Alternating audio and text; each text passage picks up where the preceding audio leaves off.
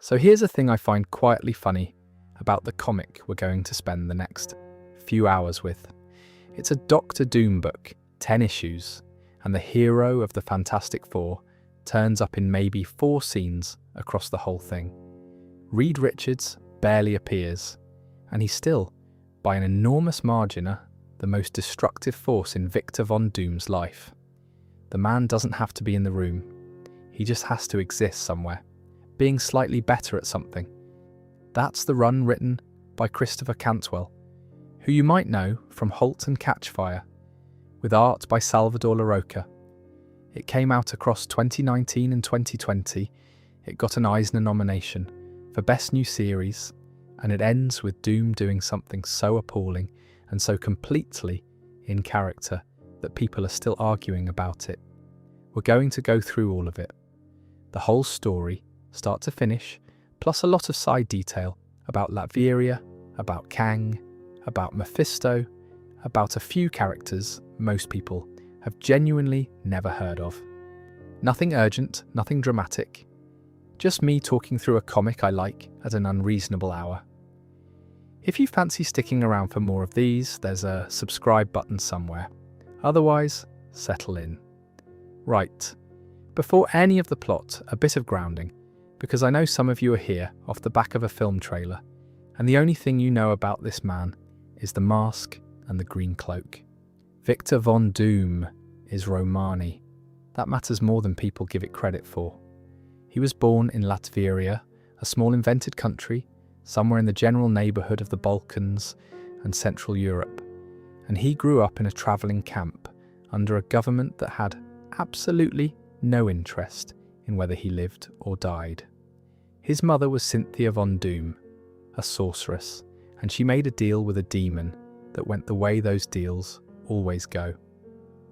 His father was a healer who got hunted across the countryside for failing to cure a nobleman's wife, which, and I want to be fair here, was never really something he could have done anything about. So Victor grows up with his mother's magic on one side and his father's science on the other, and an enormous amount of grief sitting in between. He's the smartest person in every room he's ever walked into, and he's known it since he was about 11. Then university, Empire State in New York, on a scholarship, where he meets Reed Richards. And this is the part everyone knows. Victor builds a machine designed to reach the afterlife and pull his mother's soul back. Reed looks at the maths, spots an error, and tells him. Victor refuses to hear it, because being corrected by Reed Richards is worse than dying.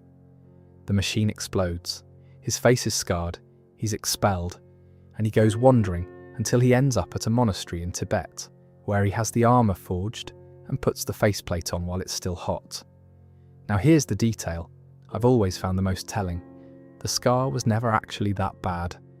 It's been shown more than once as a fairly modest injury, nothing that couldn't be dealt with. And people bring this up like it's a gotcha, like they've caught the comics out being inconsistent. They've entirely missed it. It was never about how bad it looked. It was about the fact that Reed did that to him, in Victor's own accounting, and he needs the evidence where he can reach it. He wants a reason on his face. It's a small thing, and it sits under everything else he does. Somebody says it to his face near the end of this story, and it's the only time I've seen it land on him. I could do a whole video on the origin proper, and I probably will at some point, because there's a lot in there about the Latverian monarchy and the Fortunoff dynasty that's worth its own hour. For now, that's enough. Genius, monarch, sorcerer, deeply unwell man in a metal suit. Let's get to the black hole. The premise this comic opens on is, I think, one of the better science fiction ideas Marvel has had in years, and it's the kind of thing that gets forgotten because it's a Doom book and people came for the Doom. It's called the Antlion Project, a $1 trillion international effort on the far side of the moon to build an artificial black hole.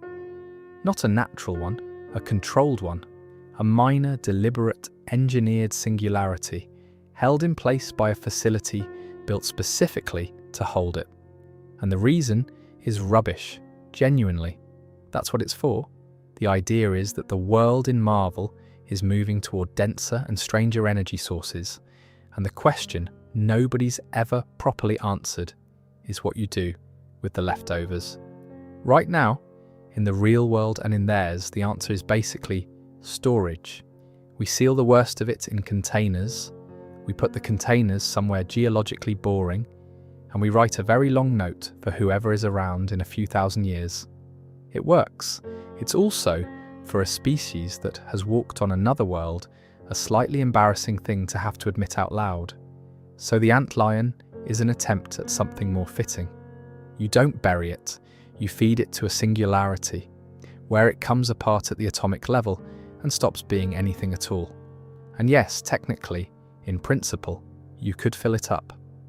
Black holes do have a capacity in the sense that they grow as they eat, but the amount of waste you'd need to matter is so far past anything humanity could produce, that worrying about it is a bit like worrying you'll drink the Atlantic.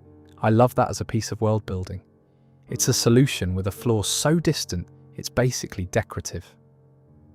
The project is being run by Reed Richards, which, if you know anything about anything, is where the trouble starts. Because the whole thing is a media event. There are broadcasts, there are interviews, there's a news network called SHN doing the rounds and talking to everyone involved, getting sound bites about the future of energy and the responsibility of science. It's all very pleased with itself, and someone at that network has the idea to go and get a comment from the King of Latveria. Now on paper, that's good journalism. Doom has been publicly, loudly, repeatedly warning against this project for a long time before the story starts. He's the most qualified skeptic on Earth, and he's been ignored. Getting him on camera is exactly what you'd do. It's also, and I cannot stress this enough, a spectacularly bad idea for the person holding the microphone. The reporter's name is Steve. That's about all we ever learn about him, and honestly, it's all we need, because Steve exists in this comic to demonstrate one thing, which is what happens when you decide to be clever at a man who has no sense of humour and a prison. The interview starts fine. Doom gives his position, which is worth quoting the shape of, even if I'm paraphrasing. He says, the antlion will fail. Not because the theory is wrong, the theory's fine, but because Reed Richards is running it. And his specific complaint about Reed is fascinating, because it isn't that Reed is stupid. He's perfectly happy to admit Reed is brilliant. His complaint is that Reed is sloppy, which for a certain kind of mind is a far worse accusation. Stupidity is a limit. Sloppiness is a choice. Doom is saying, this man has the ability to get it right and won't take the care. And Steve, sitting across from him, decides to push. He says, and again I'm going from memory here, that many people believe Doom is only predicting failure because he was left out of the project. That it has to fail because he wasn't involved. There's a small pause in the art there that LaRocca handles really well. Nothing happens. Doom answers something else. The interview wraps. And then Doom stands up, walks out, and tells one of his people to bring him the reporter. That's it. That's the whole beat. No threat, no monologue, no dramatic pointing. Just, bring me that man he's been mouthing off, and we need to help him understand where he sits in the larger picture. The follow-up is my favourite bit, and it turns up a while later, almost as an aside. Doom goes to check on Steve, who is at this point strung up in a cell somewhere in Latveria, and he tells the guard to make sure the man is fed today. Today, specifically. Tomorrow is undecided. Tomorrow, they'll see. I think that's the most efficient character work in the entire run. 2 scenes, maybe 5 panels between them, and you know exactly who you're dealing with. He's not a sadist in the giggling sense. He's not going to do anything theatrical. He's just going to keep a human being in a room indefinitely, with the terms of his existence adjusted daily, according to Doom's mood. Because Doom finds that appropriate. Steve, mate, you had one job, and it was to not say that. That same night, Doom is in his study. The lighting in these pages is lovely, by the way. Guru effects on colours, doing a lot of deep, warm interior work, all lamplight and shadow, which makes what happens next land properly. Because a man simply appears in the room. Kang the Conqueror. No warning, no fanfare, no attack. He just turns up in the private study of the most paranoid individual on the planet and starts talking. And what's odd is how ordinary it is. There's no fight. There's barely even any tension. The two of them trade a bit of back and forth, a bit of needling, the sort of conversation you'd have with a colleague you don't like, but do respect. And then Kang leaves, teleports out, doesn't explain why he came. To understand why that's strange, you need the background, and this is genuinely one of the better unresolved mysteries in Marvel. Kang the Conqueror's real name is Nathaniel Richards. He's from the 30th century, or the 40th depending on which comic you're holding, and he spent his entire existence conquering things across time. He's also, somehow, a descendant of somebody in the present day, and nobody knows which somebody, because Reed Richards' father is also called Nathaniel Richards. That's not a coincidence in-universe, it's the whole hook. So for something like 50 odd years, on and off, the running question has been, is Kang descended from Reed, or is he descended from Victor? And because nobody knows, including Kang, he's genuinely careful around Doom. If you go and kill your own ancestor, you have a real problem on your hands, and Kang has enough temporal experience to take that seriously. So the two of them have this unspoken arrangement where they mostly leave each other alone. They have fought, those fights are excellent, all of Kang's time tech against Doom's mysticism, and some of the best dialogue in comics, but it's rare, and it's never quite personal. The theory got a big boost during Jonathan Hickman's Fantastic Four, in the storyline with The Great Hunt, where you've got dozens of variants of Nathaniel Richards from across the multiverse jumping in and out of realities and fighting each other. Once you've established that Nathaniel Richards is a name that generates infinite variants, the leap to and some of them become Kang is a very short one. And here's the older bit of history I love. Long before any of that, Kang went back to ancient Egypt as Ramatut, got beaten by the Fantastic Four, came back to the present, met Doom, and then built himself a new identity, the Scarlet Centurion, which was essentially a Doom tribute act. He designed a suit based on Doom's, which is a very funny thing for a man to have done if he genuinely has no idea whether they're related. Doom goes to bed, and he has a dream, except it isn't really a dream, because he's awake enough to be alarmed by it. He sees a woman, he doesn't know who she is, and in the vision, they have a life, a house, a family, children. Not a conquest, not a throne, a life. Now, for most characters, a dream sequence is a bit of narrative furniture. For this one, it's genuinely unsettling, because Victor Von Doom does not want things. He takes things. Wanting is a vulnerability, and he'd sooner die than be caught doing it. So he wakes up rattled, gets up, opens the door of his own chambers, and walks through it onto the surface of the moon. The antline has gone. Not gone quiet, gone. The facility is coming apart, and there is a full, uncontrolled black hole where the experiment used to be, eating everything within reach. And then he's back in his room. Small aside, because I can't help myself, what I find unnerving about black holes isn't the size of them, it's the indifference. They don't hunt anything. They don't do anything in the active sense. They sit there being a consequence of mass, and everything that gets close enough stops being a separate thing. And the process has no opinion about it either way. Menace requires intent. This is just geometry, with the answer already worked out. Anyway, the next morning, the thing actually happens. Not the black hole, not yet. The other thing, Latveria's nuclear arsenal launches. Every warhead the country has, all at once, from Latverian soil, on a trajectory for the Antlion facility on the moon. And they hit. The facility is destroyed. Thousands of people die, and the experiment goes exactly as unstable as Doom said it would. An expanding singularity, no longer contained, sitting there in the sky where everyone can see it. And there is precisely one suspect. I want to give Cantwell real credit for the shape of this, because as a reader, you know Doom didn't do it. You watched him not do it. And you also know immediately and completely that not a single person on Earth is going to believe him. He spent months on television saying this project would fail. The weapons came from his country. He has on record a motive, a grudge, and a delivery system. It is the perfect frame-up, and the reason it works is that Doom has spent 40 years being exactly the sort of man who would do this. The response is not subtle, the response is essentially every armed organisation on the planet arriving at once. First one through the door is Union Jack. I want to spend a second on him, because he almost never gets any.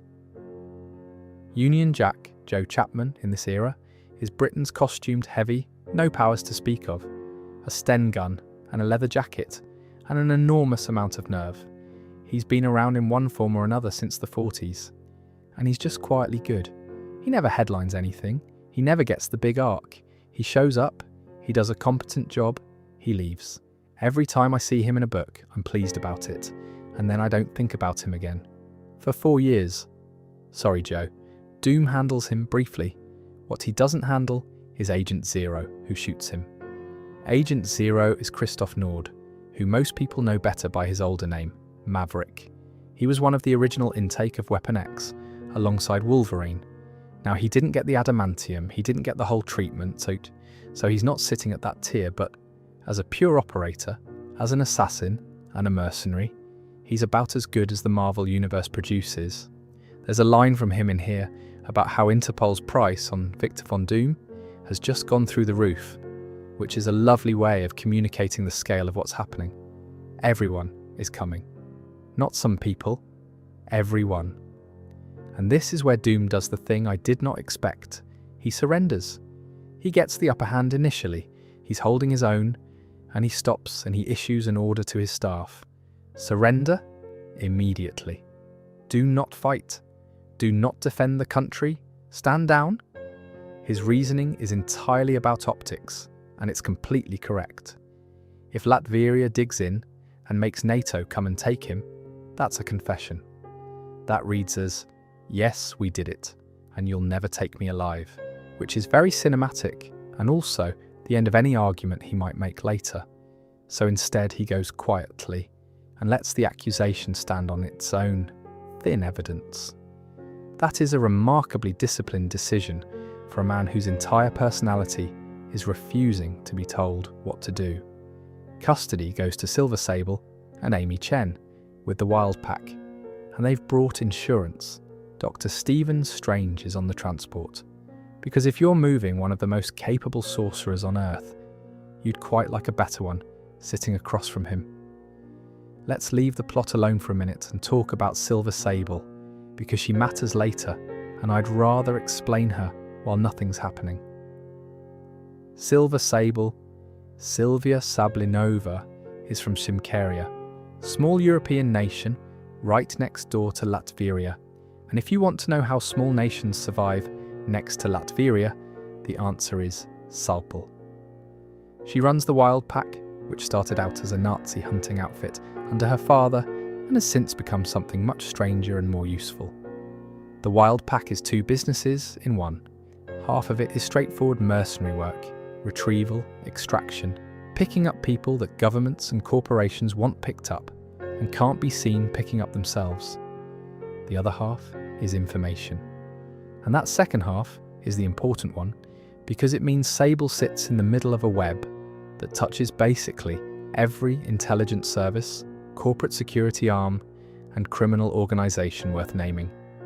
Which means even if Silver Sable isn't coming for you, she probably knows who is. And if they can meet her price, she'll tell them where you sleep. The detail I like best is the national angle. Simcaria's economy leans on her.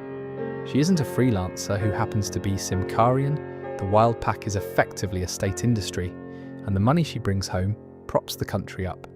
So she's less a superhero and more a one-woman balance of payments.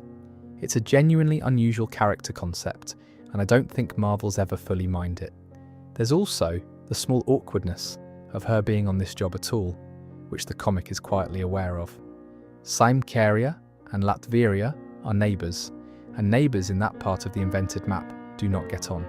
So the most famous Simkarian alive, being the one who puts the king of Latveria in restraints, is not a neutral piece of casting, and Sable is professional enough to know how it looks, and take the contract anyway. That's rather the point of her. She'll do the job that has a flag attached to it, and charge extra for the flag.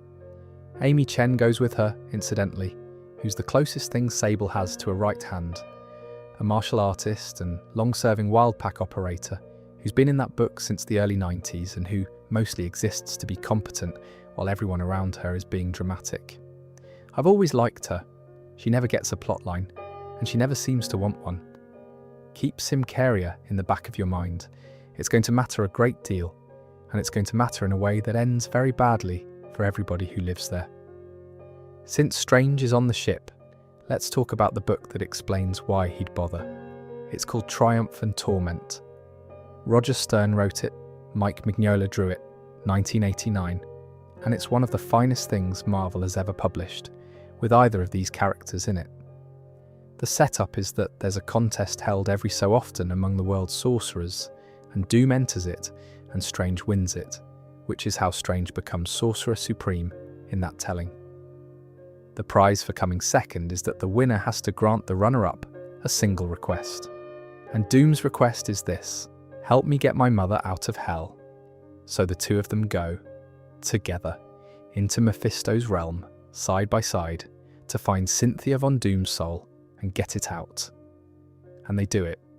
They actually succeed. Her soul goes on to wherever souls go, and Doom, for one moment, in a very long life, gets something he wanted without taking it from anyone.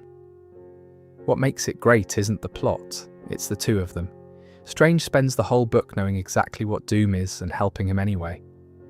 Doom spends the whole book being helped and finding it almost intolerable.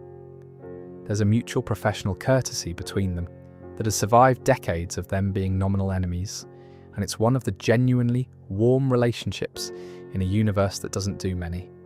File that away. Mephisto's realm is going to come up again, quite soon, and Doom is going to walk into it with a bit of history behind him. Small housekeeping note while I'm here. This run sits before Strange dies, which happened a couple of years later in a book called The Death of Doctor Strange. So if you're reading these out of order and wondering why he's wandering about, that's why. Comics.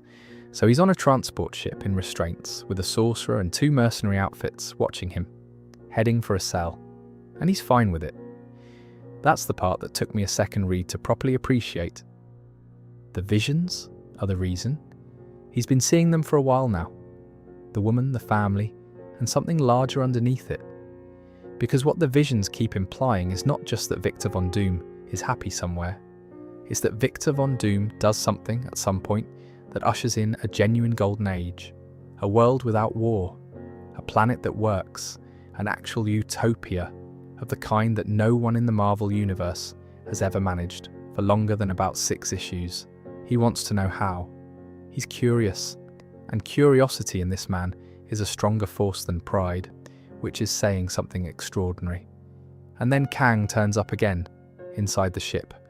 The conversation is short and it explains everything about Kang's role in the rest of this story. He tells Doom more or less, I've seen your future. Years from now, you are the magnanimous ruler of an eternally peaceful Earth. And that Earth is the single, most desirable planet I've ever considered conquering. Which is a beautiful piece of villain logic. Kang isn't helping Doom become good. Kang is helping Doom build him a nicer house to break into. A world at peace is a world with its guard down, its weapons decommissioned, its heroes retired. Kang wants the utopia finished so he can walk in and take it. So Doom says, fine, then get me out of here. And Kang doesn't teleport him out. He sabotages the ship's engines instead, which everybody watching immediately wants to complain about, because he's a time traveller with a personal transport system. Here's why that doesn't bother me. Kang doesn't do things the easy way. He does them the way that works. He's looked at the branching outcomes, and this is the one where the escape holds. Marvel plays fast and loose with what he can and can't do, but the underlying logic is consistent. If Kang takes the daft option, is because the sensible option fails in a timeline you can't see. He's not solving the problem in front of him. He's solving the shape of the whole thing. Ship goes down. Doom casts something to save himself. And then he vanishes, properly vanishes. No armor, a plain mask, no army, no country, no name he can use.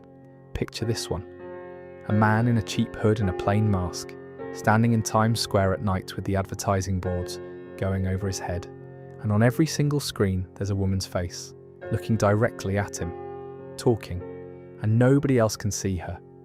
The tourists are photographing adverts for trainers. That's how Morgan Le Fay enters this story, and it's such a good use of her. If you only know Morgan from Arthurian legend, Marvel's version is a lot older and a lot stranger. She's been around roughly as long as Merlin in that continuity, which is already a big claim. But the deep lore version goes further. She's traced back to the Atlantean territories, before the Great Cataclysm sank the place, in the era around the Second Celestial Host and the War on the Deviants. We're talking thousands of years. She's not a medieval sorceress who's hung about. She's a pre-medieval sorceress who was already ancient when the medieval bit started. And she is powerful. Not top tier, she's not moving planets, but she's in the tier where if she decides you're a problem, you're going to have a fortnight of it. What I actually enjoy most about her, though, is the social side, because Marvel's magic community is genuinely a small world. Doom, Strange, Wanda Maximoff, Brother Voodoo, Morgan, this loose, gossipy little network of people who all know each other far too well, have all fought each other, have all needed favours from each other, and none of whom can ever fully cut ties because there simply aren't that many people at that table. It's less a rogues gallery and more a very tense family that only meets at funerals. And yes, since we're being thorough, Doom and Morgan have history. Not work together once history. History. The two of them were involved some time ago in the way that ancient sorcerers and armoured monarchs occasionally are. Which does add a certain flavour to the fact that she's now the only person on Earth willing to walk around with him while he's the most wanted man alive. Over on the other side of this, Reed Richards is doing the maths on a fugitive. He works out, off-panel, which I think is a nice restraint, that catching Doom is not a manhunt problem. You cannot out-resource him. You have to outthink him, and you have to be able to survive the moment where he realises you're doing it. So Reed needs someone who matches Doom on both axes at once, intellect and raw power. And so the Fantastic Four's floating robot assistant goes on a road trip. Herbie travels to Cornell to meet a professor called Adam Brass here. And the scene is funny in a very dry way, because Brass here takes it as a compliment at first. Reed Richards is finally taking me seriously, is roughly his Reed. And Herbie, who is a machine, and therefore has no idea he's being rude, informs him that he was the top available choice. Top available. Not top. Available. Herbie keeps talking though, and says the thing that made a lot of people sit up. He tells Brass here that he matches Dr. Doom in intellect and in strength, particularly given Doom's current state. Now that's a robot talking, but the robot is reading out of Reed Richards' database, which means that assessment is Reed's. Reed Richards has at some point sat down and gone through Adam Brass here top to bottom, the physics, the power source, the reach, the mind, and concluded that this man is level with Victor Von Doom. I don't think people clocked how big that was when it landed. Cantwell is quietly putting Brass here in the conversation for the smartest person on the planet, alongside Reed himself, Doom, and Valeria Richards. And he's doing it in a throwaway line delivered by a hovering appliance. If you've ever seen someone in a comments section arguing about where Blue Marvel sits on the intelligence ladder, this scene is the panel they're screenshotting. Right, and since he's now a main character, let's do him properly. Adam Brass here was created by Kevin Gravier and introduced in a mini-series called Adam, Legend of the Blue Marvel in 2009. But the character's history within the fiction goes back to the early 60s. He's a Korean War veteran, a physicist, and he was America's first superhuman of that generation, before the Fantastic Four, before most of them. And then the government found out he was a black man under the helmet and asked him to retire, which he did. That's the origin. He gave up being a superhero because his own side couldn't cope with him. It's a bleak, well-executed piece of retroactive history, and it gives him a weight that most late editions never get. The powers, though, this is where it gets fun. Adam Brass here is an antimatter reactor, not a man with antimatter powers, an actual functioning, stable reaction running inside a person permanently. The way I'd frame it is fuel supply. Most powered characters have a tank of some description, a serum, a symbiote, a ring that wants charging, a body that gets tired. Brass here's supply isn't in him and isn't on this planet. He's a stable reaction wired into the antimatter side of creation. He is plugged into the antimatter side of creation, and he draws from it continuously, which means the practical ceiling on what he can do is set by how much he's willing to channel, rather than by how much is available. That's why his strength numbers get silly. That's why people who've done the reading will tell you, straight-faced, that Adam Brass here is arguably the physically strongest character in the Marvel Universe. Not the most famous, not the most used, just the one whose tank doesn't have a bottom. What I'd actually like is for somebody at Marvel to sit down and write the arithmetic of him properly for once, rather than having him turn up for 2 pages of a crossover to lift something. He's one of the few characters where the interesting question isn't who wins, it's what the limit even is, and nobody's been curious enough to find out. Anyway, that antimatter thing isn't trivia, it's load-bearing. It's the reason he's in this story at all, and about 2/3 of the way through, it becomes the entire solution to the black hole. Doom and Morgan go to see a man called the Witness. I've never seen this character before or since in this exact form, and I've looked. He's a one-off. The idea is simple. He looks into your eyes and he sees your future, not possibilities, the thing that happens. He looks at Victor Von Doom and he says, "You are going to die, and it will be the saddest day the Earth has ever had, and it will be beautiful." Which, on the face of it, fits. If Doom really does become the man from the visions, the leader who fixes everything, then of course his death is a global tragedy. The world would be losing the person who saved it. That's a perfectly coherent reading, and it's clearly the one Doom takes. And then, before anyone can ask a single follow-up question, Dr. Doom is shot dead. Just like that. Mid-scene. The assassin is Taskmaster, Tony Masters, and he does it cleanly and leaves. Now, I want to be honest about how this reads on the page, because it isn't a shock beat. Cantwell doesn't sting it. There's no splash page of a scream. We're barely into the 2nd issue, and the title character has been killed by a mid-tier mercenary in the middle of a conversation, and the comic just carries on. Which I think is deliberate. It's the book telling you early and quietly that it isn't going to observe the usual rules about who's safe and when things happen. Also, and I say this with affection, being killed halfway through a conversation with a fortune teller is a very Doom way to go. He finally asks somebody a direct question about his own future and doesn't get to hear the answer. He wakes up in hell. Specifically, Mephisto's realm, which in Marvel is one of several places that get called hell and is best understood as a pocket dimension shaped entirely around one enormous personality. And the first thing that happens is the armour. Doom finds himself in a suit of it. Hell-forged, dark, wrong, in all the right ways, and I have to say, this is the 2nd best Doctor Doom has ever looked. It's a proper design. Larroca clearly enjoyed himself.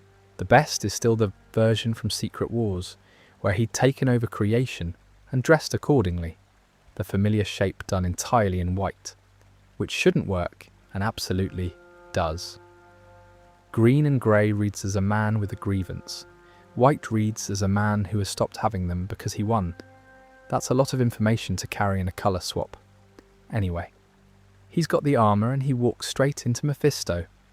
The exchange is very good. Doom's opening position is not a plea. It's an objection on procedural grounds. I am not supposed to be here.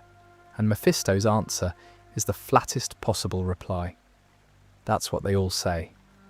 Delighted to have your soul, though, now and forever. At which point Doom attacks him, obviously. Let me be clear about the power situation, because Mephisto gets misjudged in both directions. He is not unkillable, and he is not unbeatable. People have gone through him before. But he is at his absolute ceiling inside his own realm. That's his ground, his rules, his physics.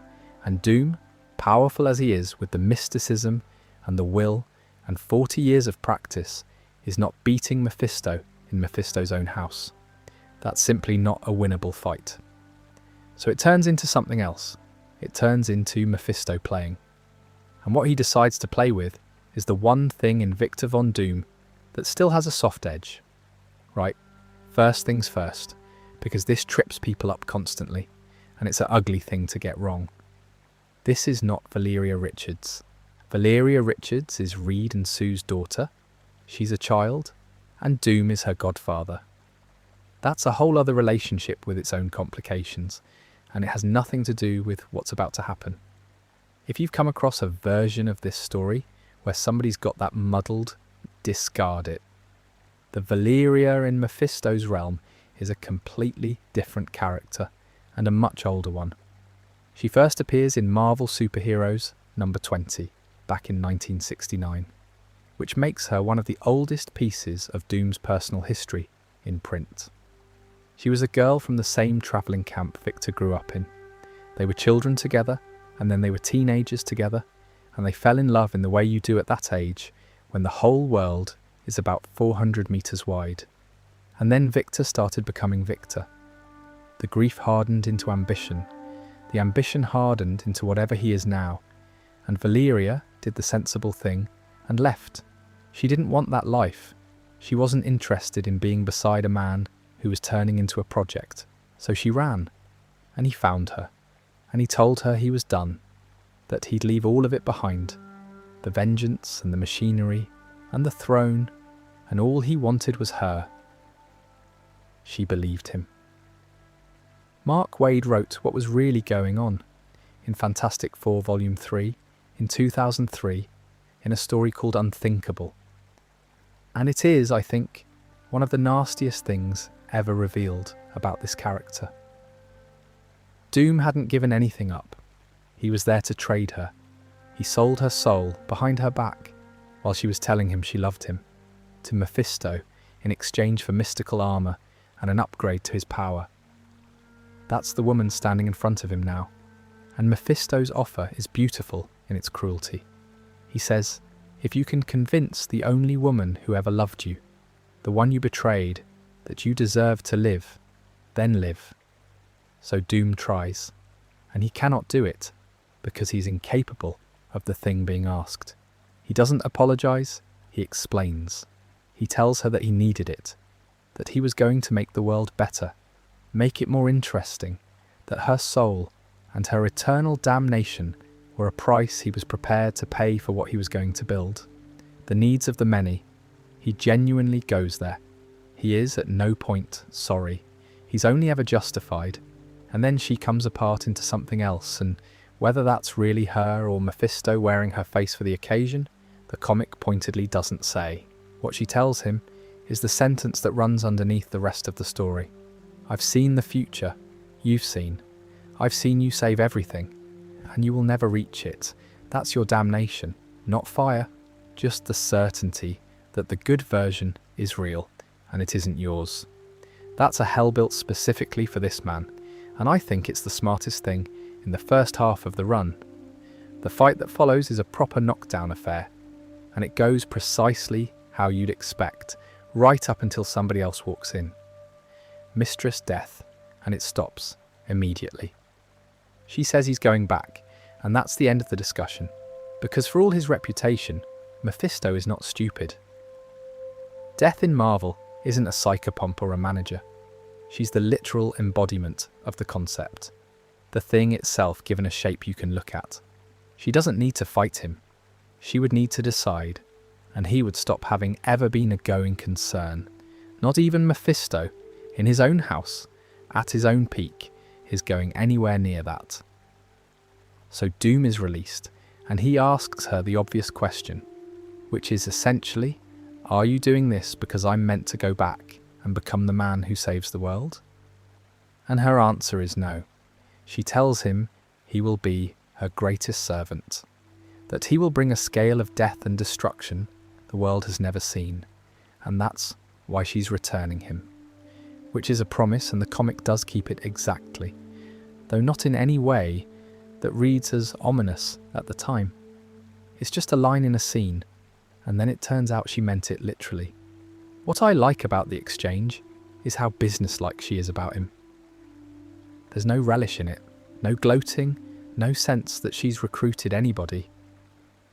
Death in Marvel, when she's written properly, has no personality in the way we'd recognise one. She doesn't want things, she just is, and the closest she comes to preference is a sort of gravitational interest in people who are going to be productive. Thanos spent decades trying to earn her attention and never really got it. Doom gets it handed to him unprompted on the way out of a door as a statement of fact. And he doesn't argue. That's the bit. A man who will contest a phone call from Reed Richards for 4 pages takes that assessment of his own future without a word of objection and goes home. He wakes up on Morgan Le Fay's floor, more or less. She'd collected the body and taken it back to her flat, which is an extremely sorcerer thing to do. Also in the room, Adam Brashear. And Doom's response to seeing him is instant. He doesn't posture, he doesn't monologue, he blasts Brashear out of the building and gets him gone. Because Doom is not stupid about power, ever. He knows exactly what Blue Marvel is, he knows what he himself currently isn't, and he knows a straight fight ends with him in a cell. So he removes the man from the equation and moves on. Then Kang shows up, again, and this time it's a straight information exchange. Doom asks him to go back through the timelines and tell him who killed him in that specific moment. Not 5 days ago, not 50 minutes ago, that moment. Kang tells him, Taskmaster, hired by AIM. So Doom goes to AIM, and this next bit rearranged something for me, because there's an easy assumption about this character that I'd been carrying around without examining. The assumption is that the danger lives in the equipment. Take the suit away, and you've got a very clever man who is a problem in a laboratory and not a problem in a corridor. That is not what the comic shows you. He breaks in, takes their own weapons off the shelf, and clears the building. Every soldier. He's carrying the largest rifle I have ever seen drawn in a comic, and he is systematically removing an entire organisation from the board. He duplicates himself several times over, and the copies fan out and do the same. So yes, he's still using some of what he's got, but the important part is the temperament. He's not scheming his way through, he's walking through, and then it's him and Taskmaster. Which is worth appreciating, because fighting Tony Masters is not fighting one man. Taskmaster has photographic reflexes. He watches you move once, and he owns it. So when you square up to him, you're squaring up to everyone he's ever studied. Captain America, Spider-Man, Deadpool, Wolverine, the whole Rolodex, pulled out as needed. And in the Black Panther fight, which is the one everybody points to, he blended them. He'd punch like Captain America, slip like Spider-Man, kick like Deadpool, all inside the same exchange. It's one of the coolest ideas anyone's ever had for a martial artist in comics. Doom beats him, hand to hand, and I don't think I'd ever properly seen Doom do that, because he's never had to. It's always magic and gauntlets and a force field doing the work. Watching him actually outfight Taskmaster is genuinely impressive. He takes the sword and the shield off him, keeps them, and goes upstairs to find MODOK. MODOK. Tries a mental blast. Doom puts Taskmaster's shield up and Taskmaster's sword through his chest. It's brisk. And that killing has a long tail behind it, by the way, because Emo Doki was part of the Intelligentsia, the group that once got together and surgically removed Dr. Doom's intelligence from him. That's a story from Jonathan Hickman's Fantastic Four run. It's excellent, and it means this particular stabbing has been on order for about a decade. Then Doom asks Taskmaster the only question that matters: who's next on your list? And the name is Frusina. Let's meet her before he does. Frusina Markovic is a Latverian meteorologist working in New York, and when we find her, she's on Liberty Island running weather control experiments. Localized stuff, small scale, a contained area, nothing world-altering. Weather control is not a novelty in Marvel, it's practically a starter project, and Cantwell isn't presenting it as a landmark. It's just what she does, and it tells you what kind of mind she has. The scene that actually defines her is a conversation with her colleagues. Somebody asks the obvious question, is Doom really any good as a leader? Is it a positive thing that he's gone? And she shuts it down instantly. Not out of loyalty, out of reflex. Because Latveria has laws about this: sedition and rendition. If you're a Latverian citizen and you speak ill of the country or its monarch, wherever in the world you happen to be standing, there is a re-education facility with your name available. And she doesn't want to be one of those people, so she stops the conversation and goes back to work. That's such a good bit of writing. It's not fear exactly, it's habit. It's been trained into her the way you're trained not to swear in front of your gran. Then Doom arrives, and she has the reaction you'd expect. It's Lord Doom. It's the king. She's a citizen, and there's an entire ceremonial script for this. And he waves it off. Speak to me as a person, he says. Drop it. At which point he informs her that he has had visions, that in these visions the woman he marries is her, and that they are therefore going to be married. Which is one way to propose. I want to be measured about this, walking up to a stranger and telling them that a prophecy has selected them as your wife is not a strategy that has ever worked for anybody. There's no version of that where the other person says yes. It's the confidence I find astonishing, the total absence of any sense that she gets a vote. And she doesn't just decline, she hates him. Actively. Here's why. During the period when Doom invaded Wakanda and took its vibranium, a journalist in Latveria wrote against him for it, that just did his job, reported the thing that happened and criticised it, and Doom had him jailed for sedition. And that man is still in a cell, years later, serving out a sentence with no end attached to it. His name is Gregor Markovic. He's her father, and when this comes up, Doom's reply is the single most Doom sentence in the whole run. He tells her that by rights he should have had the man executed for what he did, and that she ought to be grateful he was feeling generous. He says that to her face, as part of a marriage proposal. While all of this has been going on, Doom has been losing his country, and he hasn't been there to notice. Simcaria has invaded. That's the neighbour I mentioned earlier. Silver Sable's homeland, a small state that has spent an enormous amount of its history being fought over, occupied, traded, and generally treated as a corridor. It's only relatively recently that it's had anything like a stable government of its own, and with the King of Latveria declared a mass murderer and gone to ground, the window opens.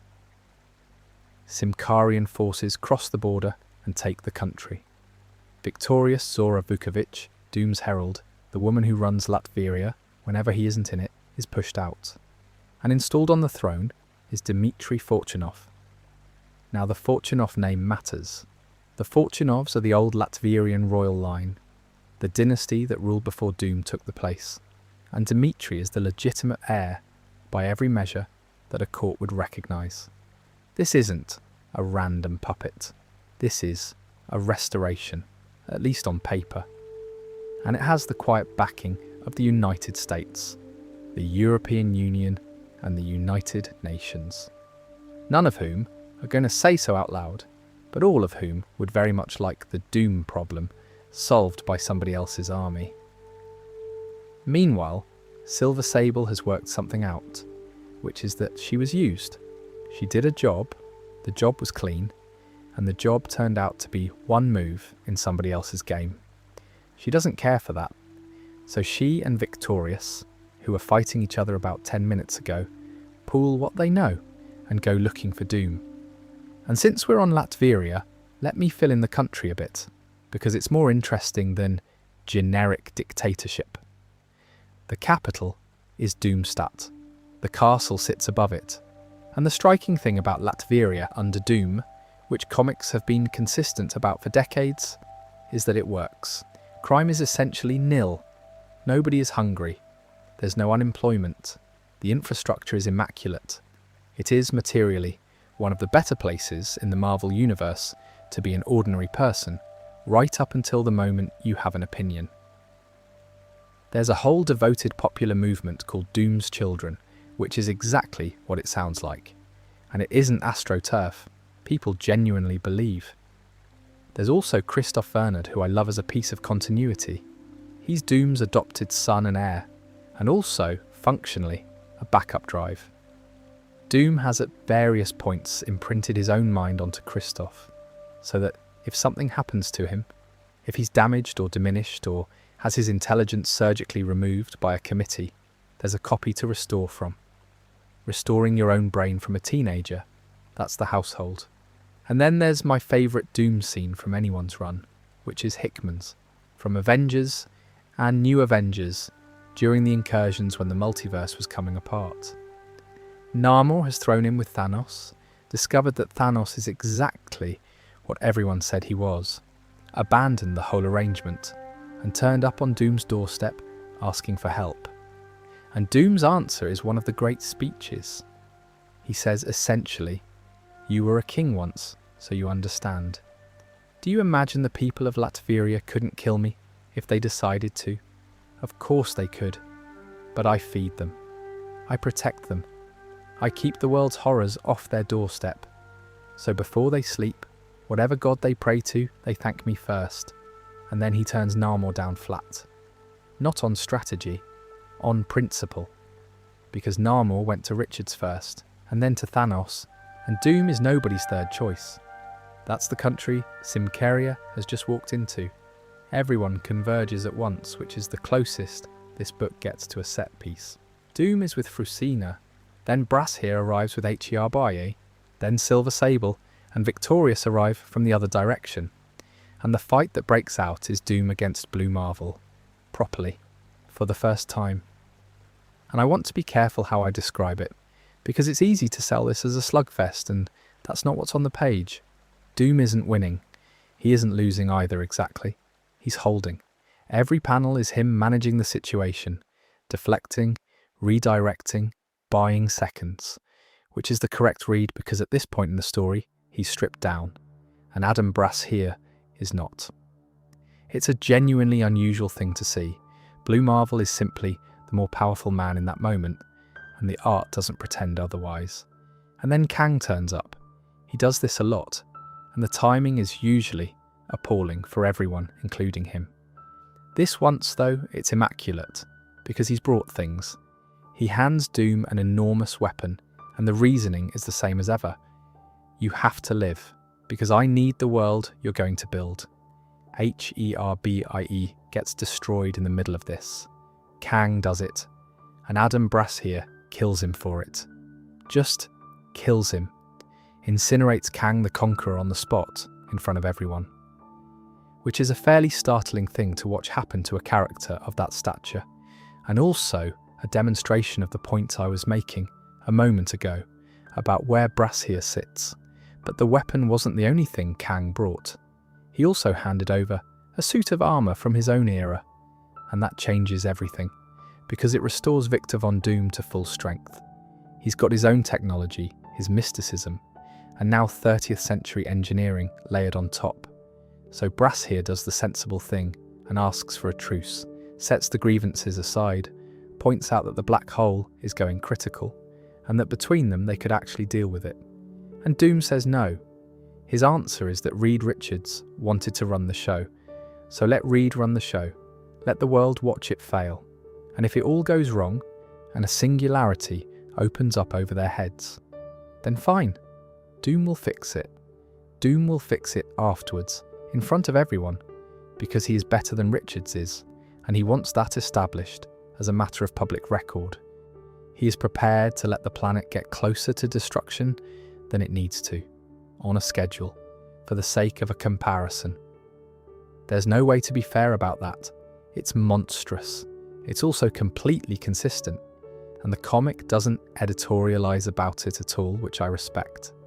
Now, this next issue is the best one in the run, and it's the one Cantwell himself has singled out as a favourite, so I'm going to take my time.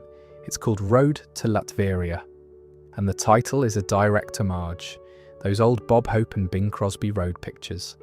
Road to Morocco, road to Bali, two mismatched blokes bickering their way across a continent. That's the format. Cantwell has said so outright. So what you get is Dr. Doom and Kang the Conqueror doing a road trip across Texas. Kang's fine, by the way. He's a time traveller. Getting incinerated is an inconvenience for him rather than an event. And honestly, the comic doesn't dwell on it, which is the correct amount of dwelling. The premise is that they have to stay off the radar, no teleporting, no Latverian transport coming to collect them, no 30th century anything, because every use of that kind of technology is a flare going up. So the two most self-important men in existence have to travel the way everyone else does. They hitch rides, they stow away in freight cars, they walk, and it is wonderful. There's a moment where a bloke climbs into their boxcar, some poor soul just riding the rails, minding his business, and greets them politely. Asks if the gentleman mind sharing, and anyone who knows Doom knows he does not tolerate company he didn't select. So the man gets blasted straight back out of the train and off into the night. It's over in 2 panels. Neither of them comments on it. Then there's the campfire. This is the heart of the issue, and it's just 2 people talking. Doom brings up the rumour, finally, directly. I've heard you're Reed Richards' father, and Kang says he's heard that too, and then adds flatly that Richards looks nothing like him, which is not a denial of anything, and both of them know it. They go back and forth. Kang says he isn't Doom's father. Doom replies that he knows, and suggests that perhaps he's Kang's. There's no resolution. There's never going to be a resolution, and I've made my peace with that.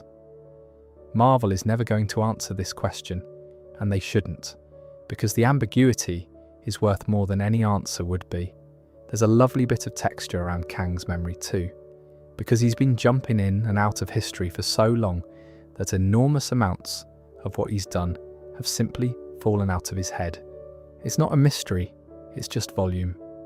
The comparison I keep landing on is a long career. Ask somebody who's been doing the same job for 40 years about a specific Tuesday in their 11th year, and you'll get nothing. Not because it wasn't real, but because it's been filed under a heading with 4,000 other Tuesdays in it. Now imagine you'd lived 4,000 years of it, out of sequence, in every direction. That's why you get comics where somebody says, Kang, what about the time you did that? And he genuinely has no idea what they're on about. It's not evasion, he's just full. Later they're walking down an empty road and 2 bikers pull up to have a go at them. One of them takes in the purple and the green and the general state of the pair of them, decides he's never encountered anything quite so brightly dressed on a road this empty, and starts handing out nicknames. Kang gets one aimed at the headdress. Doom gets one aimed at the faceplate, with a joke about what's behind it. Neither of them survives the exchange, obviously. But the nicknames stuck with readers, and that issue still gets referred to by them in certain corners of the internet, which is a fine legacy for 2 men who are on the page for about 11 seconds. And the reason it all works, the reason it isn't just a comedy detour, is the respect underneath it. These 2 have an enormous amount of it for each other, and almost none for anybody else. Their egos are so far past normal that the only person either of them can talk to as an equal is the other one. What Doom actually respects is fairly specific. Intelligence, obviously. But more than that, whether you'll take the hard road, whether you'll do the difficult version of a thing when the easy version was right there, purely because the difficult version makes you better afterwards. And Kang is exactly that. Everything he has, he built. The only thing he didn't earn was the time platform, which he took from Doom in the 30th century. And even Doom seems to find that more amusing than annoying. There's an exchange near the end where Doom asks why Kang is even bothering. Kang says, "I've told you, I'll conquer the world you save." Doom says he'll save no world. Kang says he's seen the utopia. Doom points out he's also seen a future where the planet is overrun by mechanized dinosaurs, which fare. And Kang's reply is the best line in the book. He says, "True, still wherever Doom stands, there is a lust for power, and that I can use." At which point Doom calls his bluff and tells him plainly that he thinks Kang is lonely. What follows is two cosmic-scale megalomaniacs going, "I'm not lonely, you're lonely," at each other for a page. Doom insists he can't be lonely because he's a misanthrope. Kang counters that he's a misanthrope twice over. It's the closest either of these characters will ever come to a friendship, and it ends with them laughing. And then, "I will destroy you, Kang. I'll destroy you first, Victor." Perfect. No notes. They end up in Terlingua, which is a real place in West Texas, out near the Big Bend, and it is about as far from a castle as a man can get. They're waiting. Doom has put word out through an underground network, and something is being delivered to him. An ace in the hole, as he calls it, which is the sort of phrase he'd never normally use and clearly rather enjoys. And while they're standing about in the dust, a man opens up on them with a minigun. That's Paladin. Now, is Paladin an important character? No, Paladin has never been an important character, and I'd argue he's never been in any danger of becoming one. He's a mercenary in a blue and yellow costume who's been kicking around since the 70s, and his function in almost every story he's in is to be competent enough to take seriously for one scene and then be dealt with. He's scenery that shoots back. That's unkind. He's fine. He's just never once been the reason anything turned out differently. His partner, though, is where it gets fun, because his partner is the Orb. The Orb is a man with an enormous eyeball for a head. That's the design. That's what you're looking at. And for most of his publication history, he was a complete non-entity, a Ghost Rider villain with a gimmick and no follow-through. Then Original Sin happened. For those who haven't read it, the Watcher, Watu, the one who sits on the moon and observes everything and swears never to interfere, was murdered. Nick Fury did it, for reasons the story gets into, and in the aftermath, the Orb got hold of one of his eyes, which matters enormously, because the Watcher has been observing everything for the entire span of recorded existence, and all of it is stored in there. So the Orb takes the eye and broadcasts it. Everybody on Earth suddenly learns the thing about themselves that was being kept from them. The best example, and my favourite fallout from that whole event, is Captain America. Because during Hickman's run on the Avengers books, Steve had been part of the Illuminati during the incursions, when the multiverse was collapsing and the group was quietly discussing whether they were prepared to destroy other Earths to save theirs. Steve said no, so Iron Man had Doctor Strange wipe his memory of the entire conversation, and they put him back on the shelf. Original Sin gave it all back to him, and what followed was extraordinary, because Steve had also lost the super soldier serum by then, and had aged into a genuinely crotchety old man. And he went after them anyway. He took over SHIELD and brought the full weight of the American military and intelligence apparatus down on the Illuminati.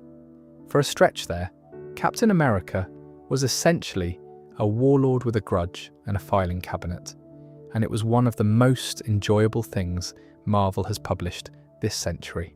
Anyway, the Orb still has the eye, which means the Orb sees. Not omnisciently, not on a universal scale, as far as anyone's demonstrated, but if a wanted man is standing in a car park in Terlingua, the orb knows about it before the man's finished parking. That's how they got found. And the way the fight ends is very Kang.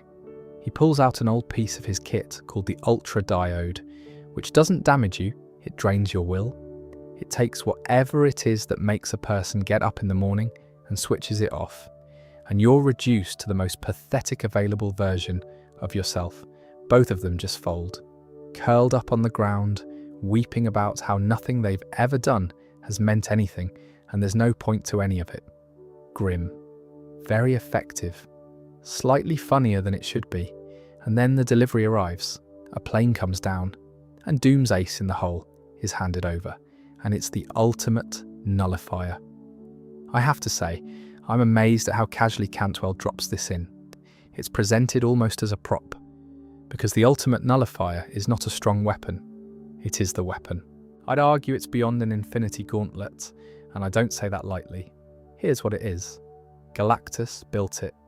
It sat aboard his ship for who knows how long, and it came into human hands during the original Galactus trilogy in the 60s, when Johnny Storm and the Watcher went up there and stole it and brought it back to Earth. Reed Richards pointed it at Galactus, and Galactus, a being who eats worlds and has never once been meaningfully afraid of anything on this planet, left immediately. That's the whole resolution of that story. He looked at the thing and decided he had somewhere else to be. That should tell you enough on its own. What it does is this: it doesn't destroy what you aim it at. Destruction leaves wreckage, and wreckage is evidence. The nullifier unmakes. Point it at something, and that something ceases to have existed at all. Not dead, never there. So if Doom pointed it at Spider-Man, you wouldn't get a funeral. You'd get a world in which nobody has ever heard the name. No photographs, no memories, no gap where he used to be, because a gap would imply a shape. Everything downstream of him simply reorganizes around his absence, and nobody notices because there's nothing to notice. There's no undoing that. That's the part people underrate. Most cosmic weapons in Marvel are reversible if you're clever enough and patient enough. This one removes the thing you'd need to reverse. And the catch, the reason it's not simply handed round the office, is that it scales with the mind holding it. In the hands of an idiot, it might do nothing at all, or it might take the idiot with it. In the hands of Reed Richards, it could annihilate the universe. In the hands of Victor Von Doom, the same. So he's now holding it, which means everybody's calculations about Dr. Doom have changed at once, including Kang's. Because this, it turns out, is why he's been so helpful. Kang wants the nullifier, he always did. But he couldn't simply go and take it because of how his own methods work. The sequence has to happen in the right order.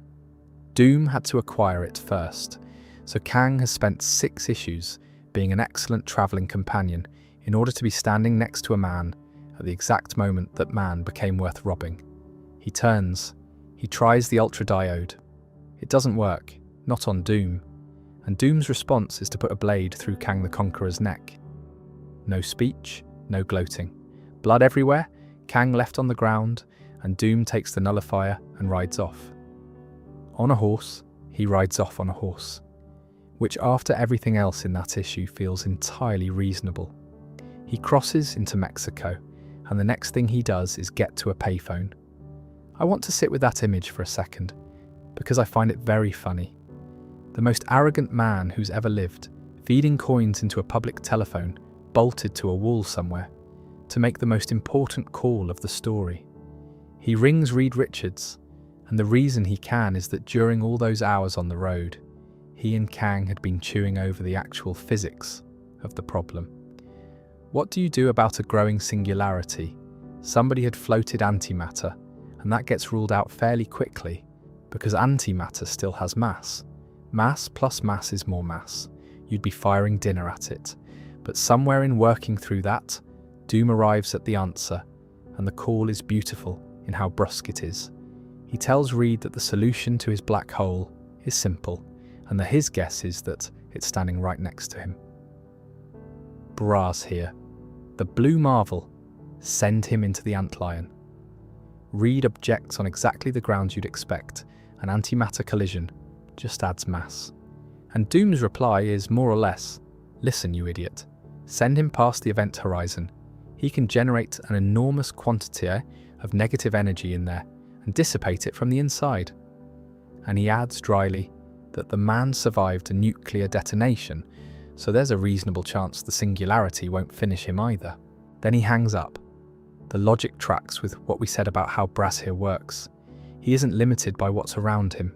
He's drawing from somewhere else entirely, so being inside a black hole doesn't starve him the way it would starve almost anything else you could throw in there.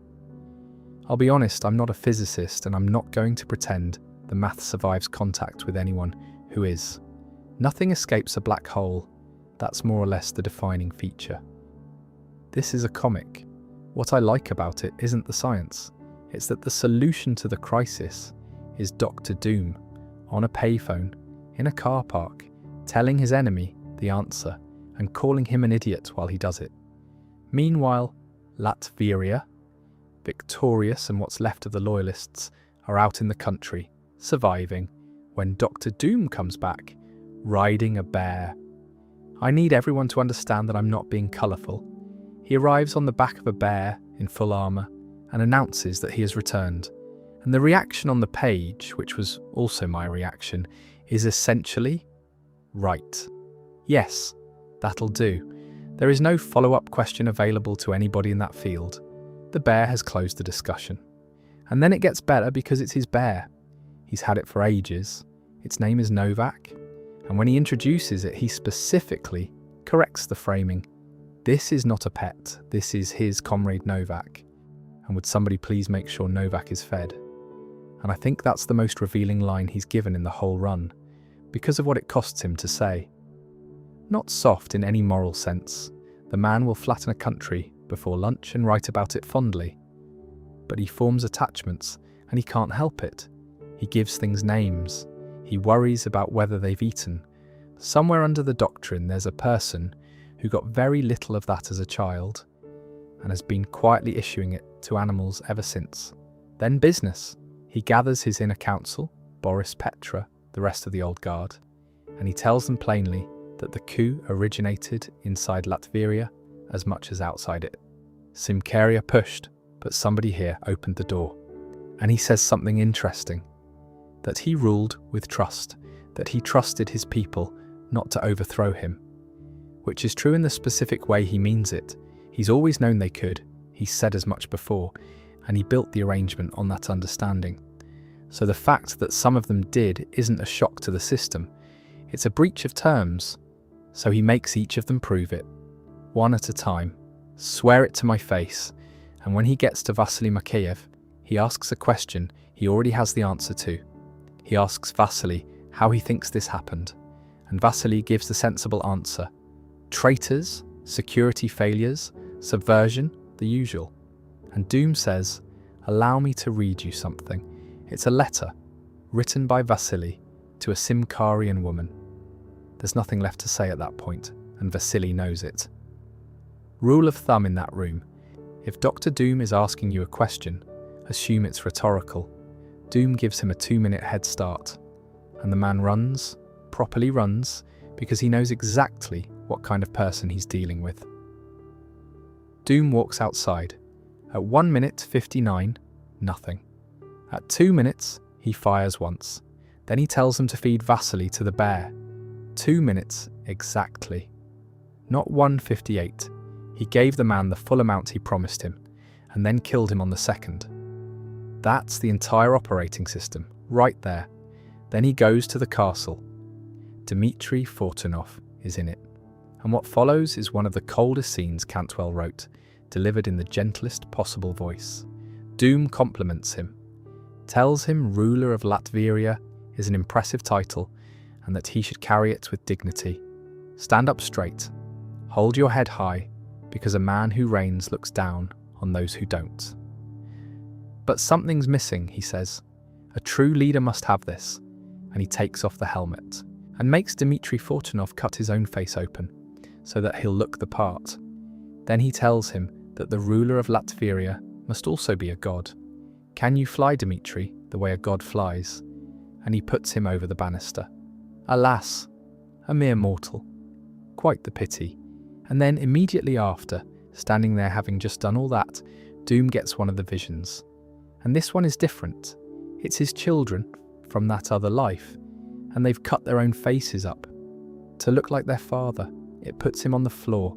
He nearly passes out from it, genuinely, because that life is the one clean thing he has, the version of himself that isn't sullied by any of this. And something has just walked into it and left his own handiwork on the wall. Victorious finds him and gets him back on his feet. Cantwell frames this next stretch as a journal, Doom writing it down himself, in his own voice, which changes the temperature of it completely. You're not watching, you're being told by the person who did it, who is rather pleased. The setup is a negotiation. The black hole is getting worse. The world's leaders, who still believe Doom murdered thousands of people on the moon, have to come and ask him for help anyway, because there's nobody else. And Doom names a price. He wants Symkaria. He wants to take it personally, and he wants nobody to interfere while he does. And they agree. That's the part that sits badly and is meant to. Every government that has spent the last several months calling him a terrorist signs off on him annexing a sovereign country, because the alternative is worse for them.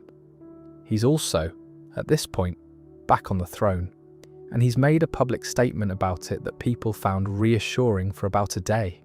He says he has no interest in conquering the world.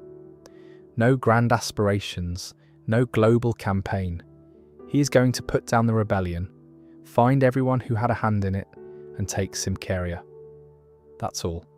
And because he's holding the nullifier, the world takes that deal. Then he invades, and the journal entries about it are chilling because of how much he enjoys it.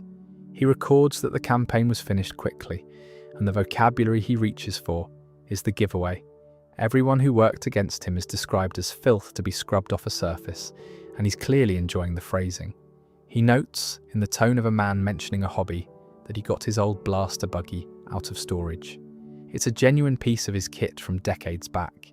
He hadn't driven it in years. He writes about how satisfying it was to do that much damage at that kind of speed. He is a strong proponent, he says, of total war and no quarter. If you're going to break the back of a nation, do it properly. They killed most of the livestock. That's the detail that lands, not for any tactical reason, as a message. And then he goes looking for the person responsible. He finds Countess Kharkov, and they fight with swords, and he cuts her down. And as she's dying, she tells him he's got the wrong woman. She wasn't the one who organised it. The one who organised it is somebody Doom has never heard of, a woman called Ionela Novotny. Her story is this.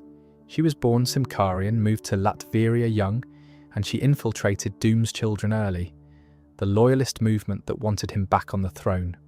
She spent years inside it, working to make sure it failed. And when her cover eventually broke, she barely got out. Her husband was killed. She fled home across the border, and she left behind an infant daughter. That daughter grew up in Latveria, raised by the very loyalists her mother had been sabotaging.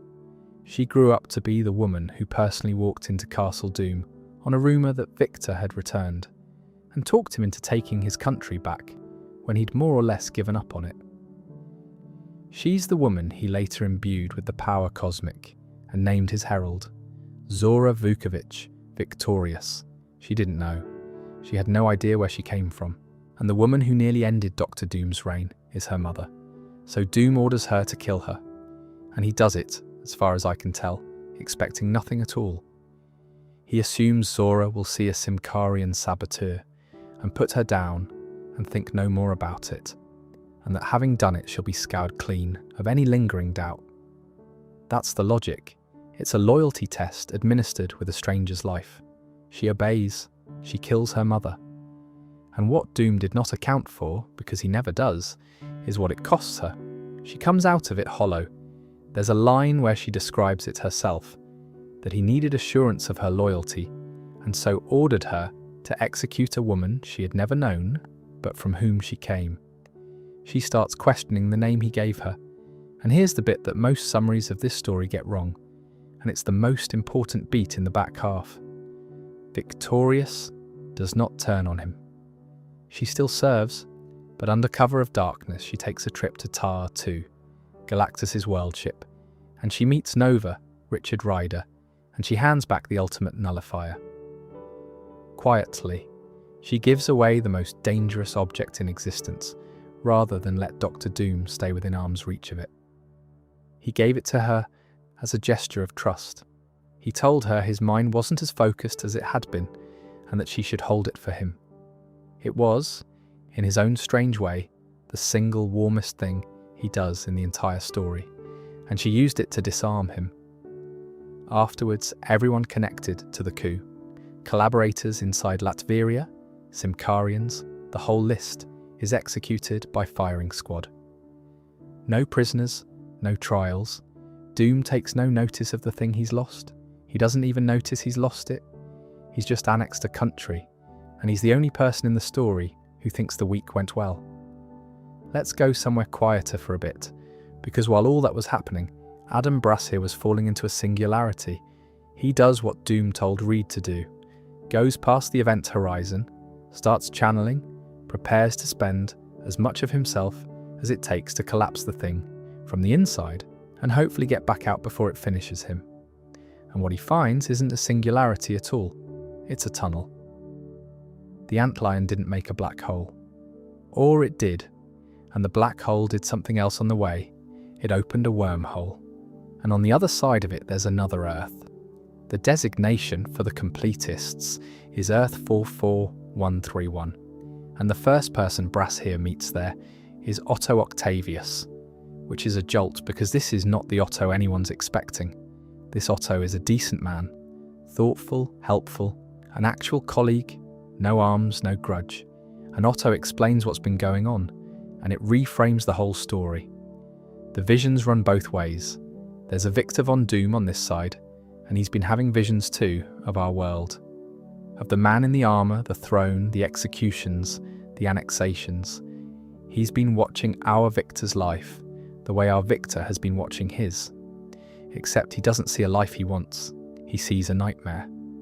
To him, our Earth reads as hell, and the version of himself living in it is the worst thing he could imagine becoming.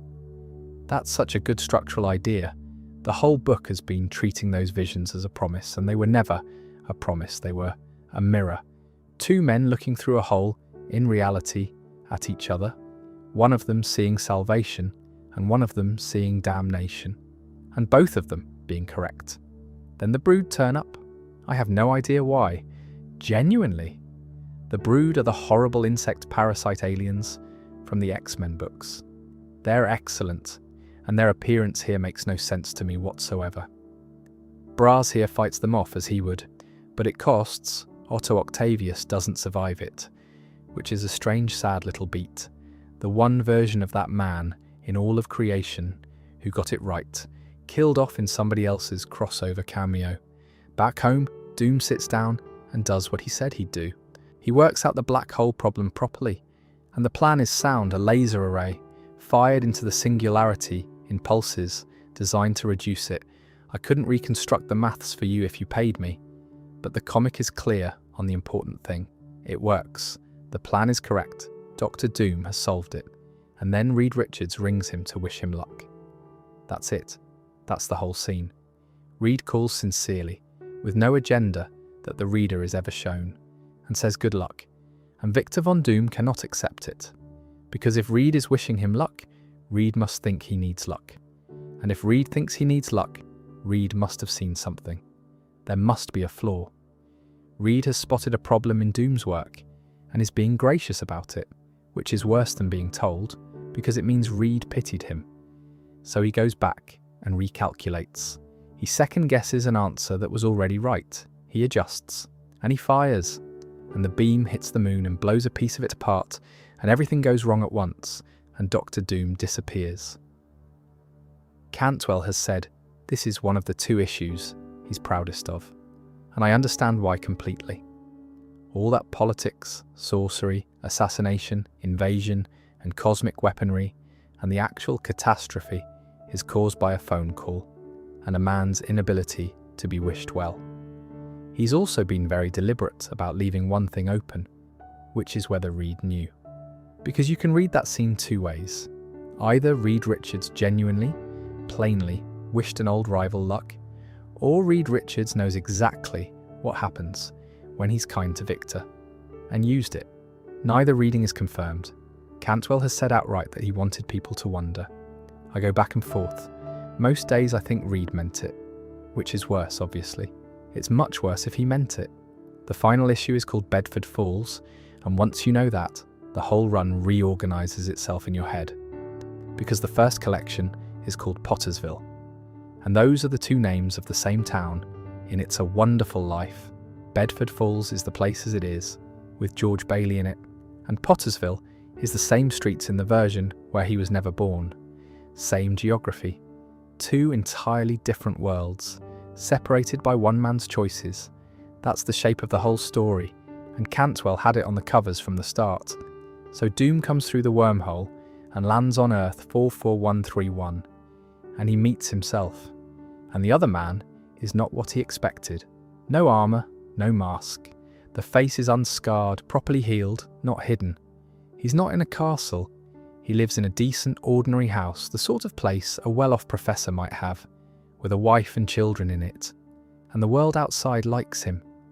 Doom's first instinct isn't violence, which surprised me. It's interrogation. He wants to know how. Tell me how you took it.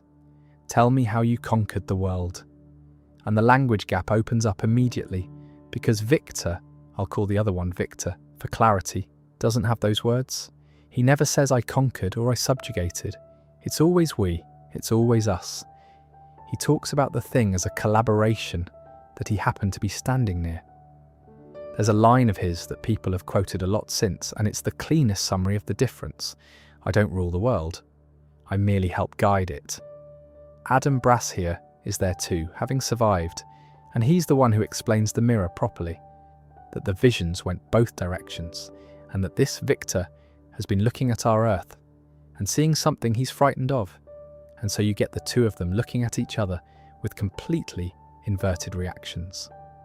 Victor looks at Doom and sees the worst thing he could ever become. Doom looks at Victor and sees the best available version of himself. But, and this is the bit that makes the ending inevitable, for entirely different reasons. Victor is horrified because Doom is a warlord. Doom is impressed because Victor has achieved total, unopposed, permanent global influence. Doom doesn't want the peace, he wants the position. He's looking at a utopia and seeing an unguarded Till. They talk anyway, and for a while it goes well. Victor gets him to concede a point, actually gets Dr. Doom to say the words I was wrong out loud, which takes visible effort and which I'd never seen before. So there's a genuine crack in there. Something is getting through. Then they get to the house and Doom asks the question that gives it all away. Why would you give up our birthright?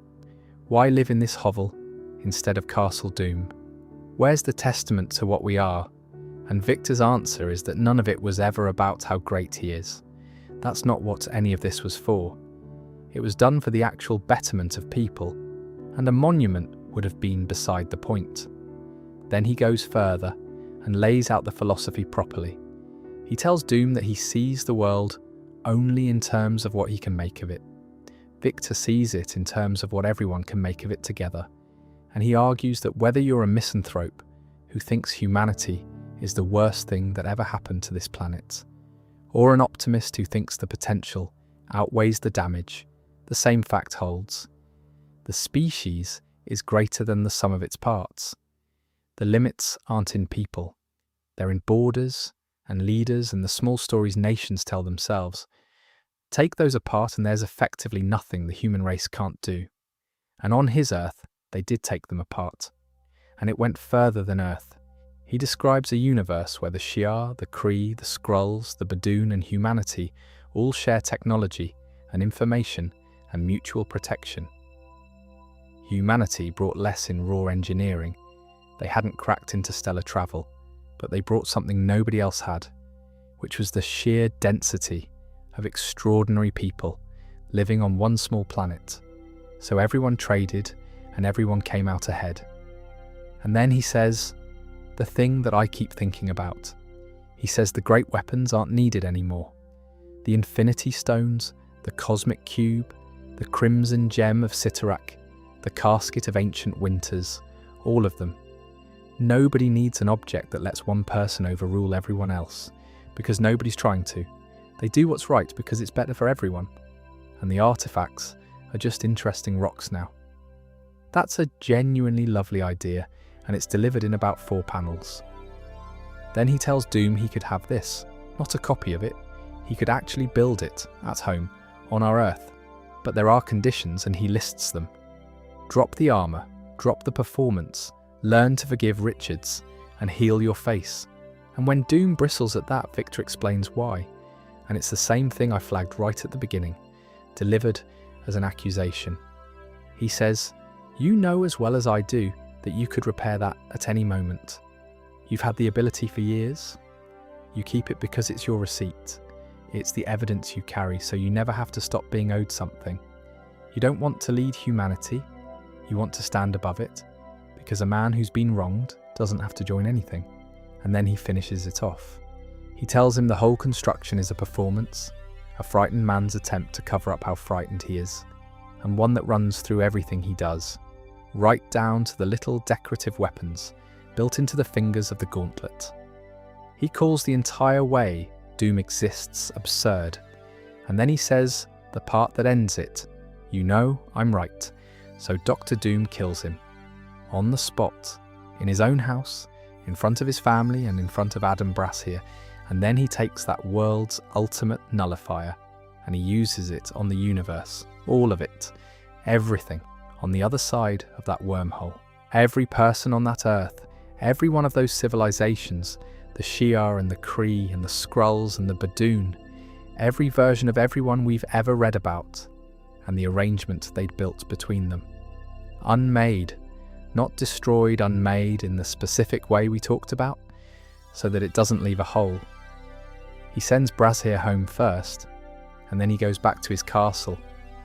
And the reason he gives, in his own head, is the coldest thing in the book.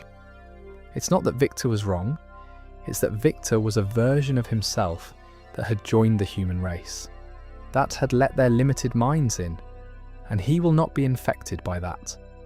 He says that if humanity is ever going to be better, it'll be because he makes them better, because he subjugates them and improves them from above.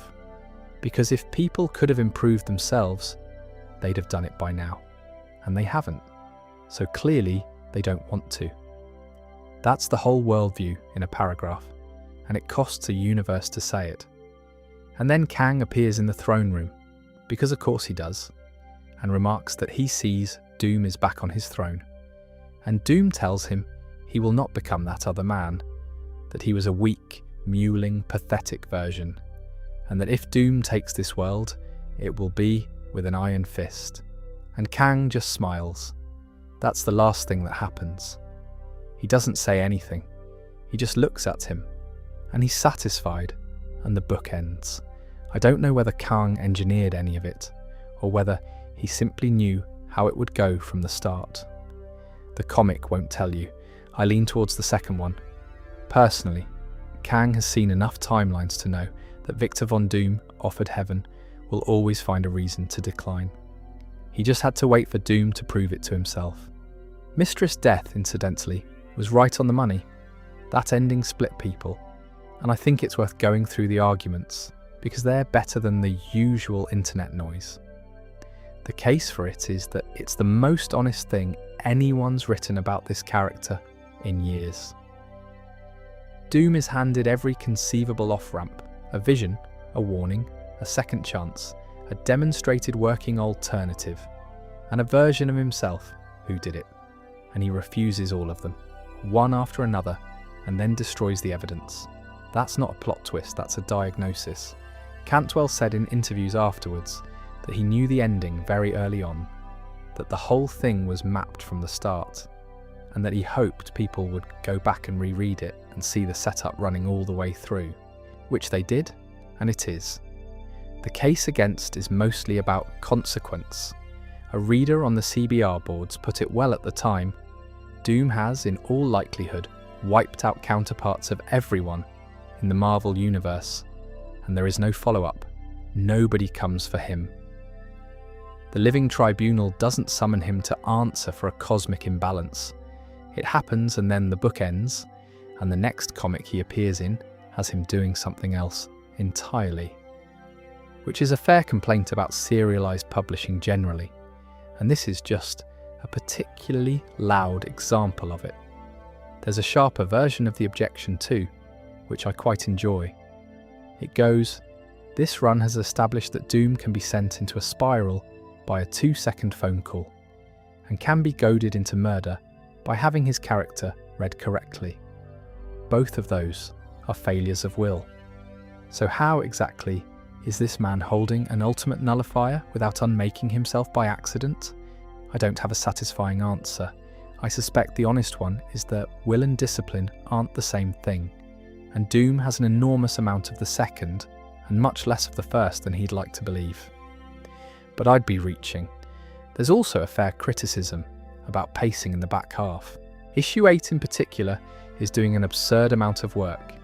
The Symkarian invasion, the Kharkov fight, the Novotny revelation, Victorious and her mother, the nullifier going back to Tar 2, Brashir and Otto and the Brood, all in one issue with multiple narrators. Several people at the time read that as a book that had been told to wrap up early, and Cantwell's own comments about knowing his ending don't quite rule that out. There's genuinely enough material in that single issue for 2 4-part arcs. What I'd say in its defence is that the compression suits a book about Doom, because Doom compresses things. He doesn't have arcs, he has decisions and then consequences delivered at speed, and the journal entry format in that stretch is exactly how he'd tell it to you. Since we're near the end, and there's no rush, let me just talk about the neighbours a bit. Where this book sits and what's around it, in case any of this has made you want to go and find some of it. The obvious one is the graphic novel I mentioned earlier with Strange, and the trip to Mephisto's realm. If you only ever read one thing with Dr. Doom in it, read that. It's self-contained, it's from 1989, so it costs nothing, and it does more for the character in one volume than most runs manage in 3 years. Then there's Mark Waid's Fantastic Four from the early 2000s, which is where the Valeria revelation comes from. That's the run where Doom stops being a mad scientist with a cape and becomes genuinely frightening. Waid's argument, essentially, was that the technology had been a distraction, and that the version of this man who leans into the sorcery is much worse. He's right. Jonathan Hickman's Fantastic Four is the big one. That's where the Intelligentsia storyline lives, the group who took Doom's intelligence, and it's where the Nathaniel Richards material gets its most thorough workout. It's dense, it's long, it's got Franklin Richards from the future wandering around doing reality warping things in the present day, and it has a genuinely upsetting arc for Ben Grimm buried in it. I keep meaning to go back and finish covering it properly. What's left after where I stopped is mostly one-shots and short series where Hickman ties off loose ends, so it isn't essential, but it's good company. And then Hickman's Avengers, and New Avengers, which is where the Narmore conversation is, and where Captain America goes off to be a warlord for a while. Those 2 books are one story read in alternating chapters, and they're best taken slowly. There's also this run's own footnote, the King in Black tie-in Cantwell wrote just after, pairing Doom with Iron Man, which came out about a week after the final issue, and reads as a proper little coda. The collected editions of this run have been reprinted recently under the plain title Dr. Doom by Cantwell and LaRocca, which gathers the full run plus a couple of odds and ends. That reprint happened for the reason you'd guess Doom is about to be extremely visible on screen, and I suspect a fair number of people picking it up are going to be surprised by how little punching there is in it. That's the thing about this run, in the end. It's a superhero comic where almost nothing is solved by hitting. The 2 most consequential events in the whole story are a wish of good luck and a conversation in a nice house, and both of them go badly because of who's receiving them. Since Dimitri came up and then very quickly went over a banister, let me fill in who he actually was, because there's a whole other Latveria underneath the one we've been talking about. Before Doom, Latveria was a monarchy, and the ruling house was Fortunov. The one everybody knows is Vladimir Fortunov, the baron who was in charge during Victor's childhood, and the man whose soldiers were responsible for what happened to Victor's parents. So the grudge there isn't political, it's about as personal as a grudge gets. When Doom eventually took the country, he did it by walking into that arrangement and ending it, and the surviving Fortunovs scattered into exile. Which means that for the entire time Dr. Doom has been on the throne, there has been a legitimate claimant somewhere in Europe with a lawyer and a case. The one who's caused the most trouble over the years is Zorba Fortunov, who actually did rule Latveria for a stretch. And this is the bit that people find surprising. It was a disaster. Zorba came in with international backing and popular goodwill and turned the place into a genuine horror show almost immediately. Repression collapsed the lot, which is why the loyalist movement exists at all, and why so many Latverians spend the run actively wanting Doom back. They've tried the alternative. It was worse. That's the context Dimitri walks into. He isn't a usurper in any legal sense. He's the heir, restored, backed by 3 of the largest political blocs on the planet, sitting in a castle that his family used to own. And the reason the international community backed him has nothing to do with legitimacy either. It's just that a Latveria run by a bland European aristocrat is an enormously easier problem than a Latveria run by the man in the mask. He's not a king, he's a policy option, which makes what happens to him particularly grim. Because for all the geopolitics, the scene Doom plays out with him is intensely personal. He doesn't execute a rival head of state. He gives a lecture about posture and dignity to a frightened man, and then teaches him what the job actually costs. There's a whole video in the Fortunov material on its own, honestly. The history of that country is one of the more detailed pieces of invented geography in comics, and almost nobody ever goes near it. Here's a thing that confuses people constantly, and since we spent a good while in Mephisto's realm, it's worth untangling. Marvel doesn't have a hell. Marvel has several, and they're not the same place, and the beings running them are not the same kind of being. There's Hela's domain, which is the Norse arrangement, Hela Niflheim, run by a goddess with a legitimate cosmic job title, where the dead go by category rather than by sin. There's Dormammu's dark dimension, which isn't an afterlife at all. It's a separate reality that happens to be ruled by something enormous and hungry. There's Blackheart's territory, which is Mephisto's son making a nuisance of himself. There's Satanish, there's Hades, there's a whole committee's worth of these entities who periodically get together and squabble over jurisdiction. And in among all that, there's Mephisto, who is neither the biggest nor the strongest, and who is nonetheless the one you actually have to worry about. Because Mephisto's business isn't power, it's paperwork. He deals. Everything he has, he acquired by getting somebody to agree to something. He doesn't take souls, that's the whole point, and it's why he's so difficult to get around. He gets offered them by people who thought they were being clever, and the arrangement is airtight because they signed it. That's why he's Doom's specific nemesis, in a way that none of the others could be.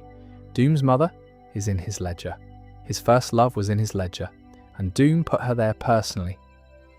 Mephisto has never once beaten Victor Von Doom in a fight, and he doesn't need to, because he holds the receipts on the 2 most important relationships of the man's life. And the thing I find genuinely unsettling about him as a character, when he's written well, is that he's usually right. He doesn't lie in the contracts.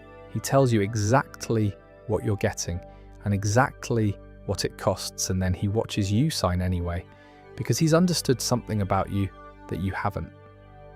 The offer he makes in this story is exactly that.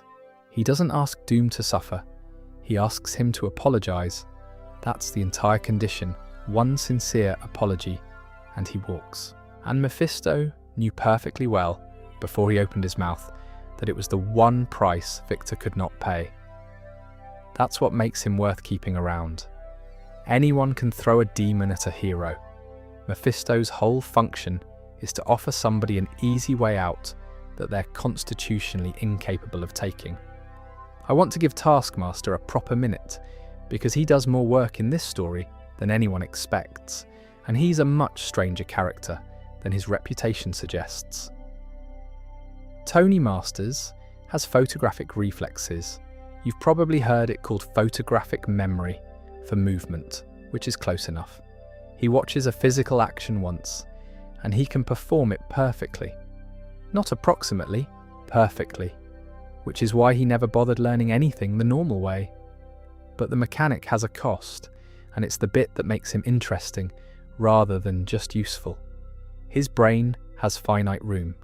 Every fighting style he absorbs pushes something else out, and what gets pushed out is his own life. Over the years, he's lost the ordinary things, where he grew up, who he cared about, what he wanted before any of this. There are stories where he doesn't remember whether he was married. He's traded an entire personal history for a library of other people's movements, and he keeps making the trade because the movements are what pay. That's genuinely bleak when you sit with it. He's the most technically capable fighter in a lot of rooms, and there's almost nobody home. It also explains why he freelances the way he does. He has no loyalties because he's got nothing to be loyal to. He'll work for AIM this month and somebody else next month, and he'll do a professional job either way. And he'll shoot Dr. Doom in the middle of a sentence because that was the brief. And the reason fighting him is so much harder than it looks is the blending. It isn't a menu where he picks one style and commits. The good writers have him mixing mid-exchange, so you're getting Captain America's footwork attached to a Deadpool feint attached to somebody else's guard, all inside 2 seconds. You cannot pattern him because he doesn't have a pattern. He has everyone's. Which is why Doom taking him apart by hand genuinely counts for something, and why Doom keeping the sword and the shield afterwards is such a good bit of characterization. It's not a trophy, it's an assessment. He looked at the gear and decided it was good enough to be his now. One more before we wind down, because we've spent this entire time talking about the writing and the art is doing something quite specific. Salvador Larroca draws this book, with Guru EFX on colours, and his work here divides people sharply.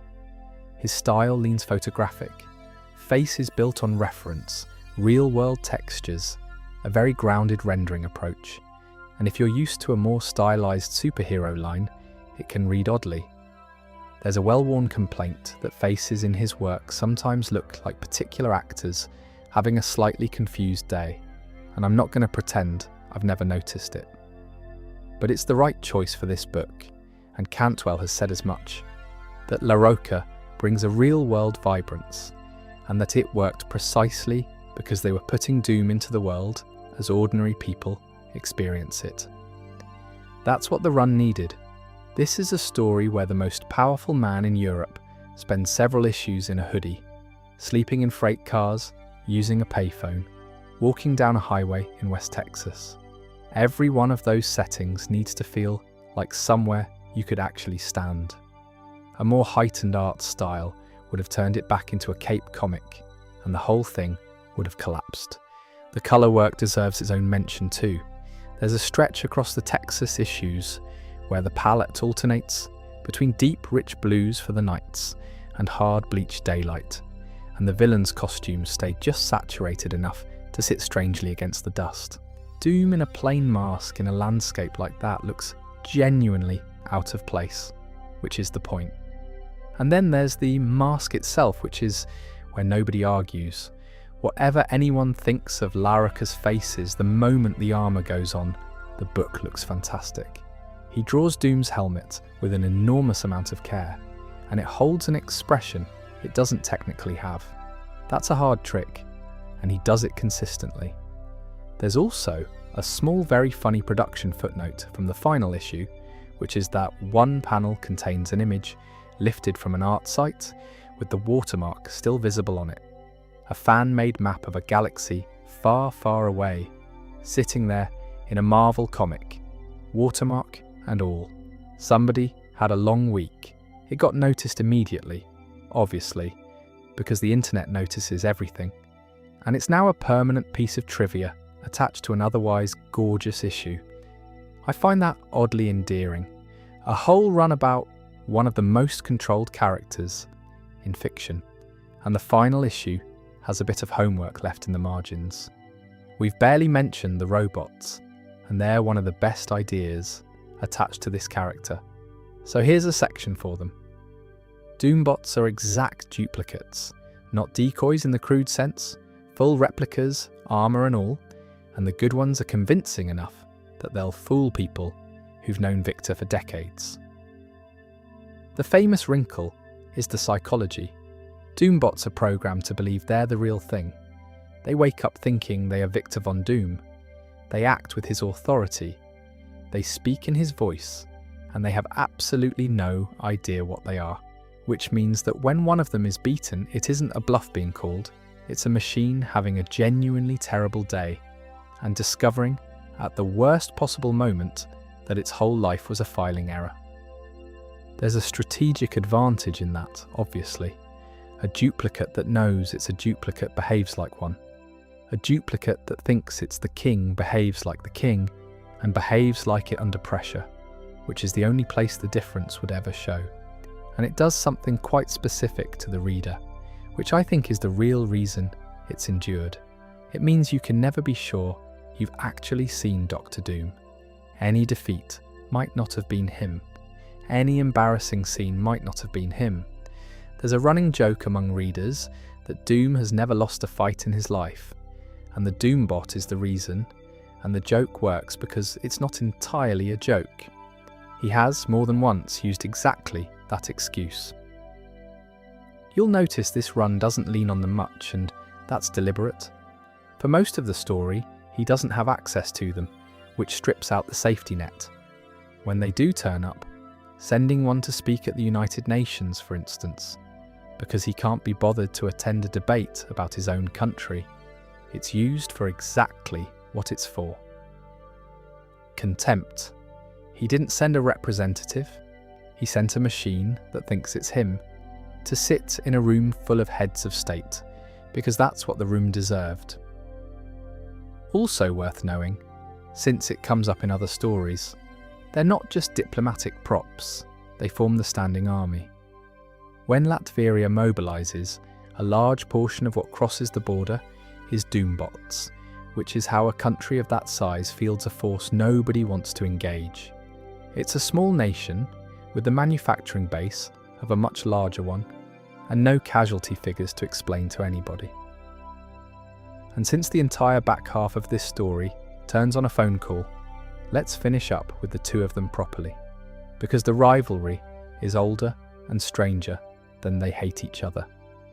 They met as students, which we covered.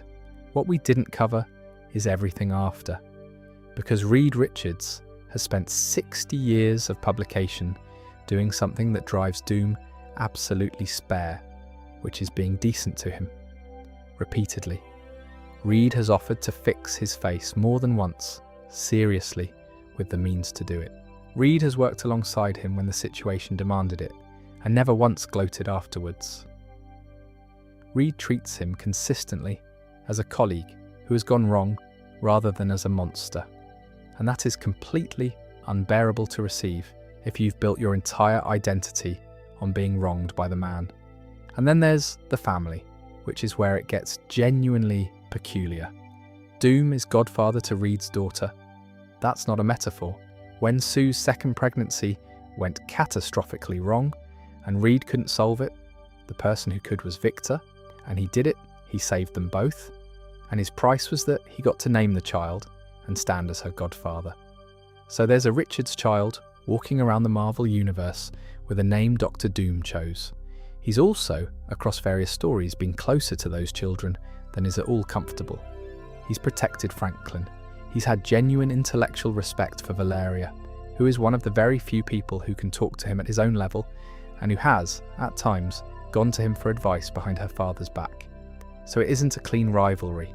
It's a decades-long entanglement between two men who are each other's only real peer, one of whom has moved on and one of whom absolutely has not. Which is exactly why the good luck lands the way it does. If Reed was sneering, Doom would be fine. Sneering is legible, sneering is a challenge, sneering is something he knows how to answer. What he cannot process is warmth, because warmth implies the other man isn't keeping score. And if Reed isn't keeping score, then the whole ledger Victor has been maintaining since university is something he's been carrying entirely on his own. That's what breaks him. Not the insult, the absence of one. I think what's kept this one in my head more than the plot is how patient it is about the diagnosis, because you can tell a story where a villain is offered redemption and turns it down, and usually the reason is that they're too far gone, or they're addicted to power, or they simply enjoy it. This one doesn't do that. This one says the man refused because accepting would have meant standing level with everybody else, and being level with everybody else is the one thing he genuinely cannot survive. He'd rather unmake a universe than be one of us. There's something almost sad about it. Not sympathetic. I'm not going to sit here at this hour and make a case for him, but sad in the way that watching someone talk themselves out of a good thing is sad. Anyway, that's the whole story. 10 issues, 1 road trip, 1 bear and 1 man who was handed the answer and didn't like the handwriting. I've got a few of these in mind for next time. The Hickman material, I keep circling, and possibly a proper long one on Kang, because trying to explain that man in one section tonight has convinced me he needs about 4 hours to himself. We'll see how it goes. Thanks for keeping me company. Sleep well.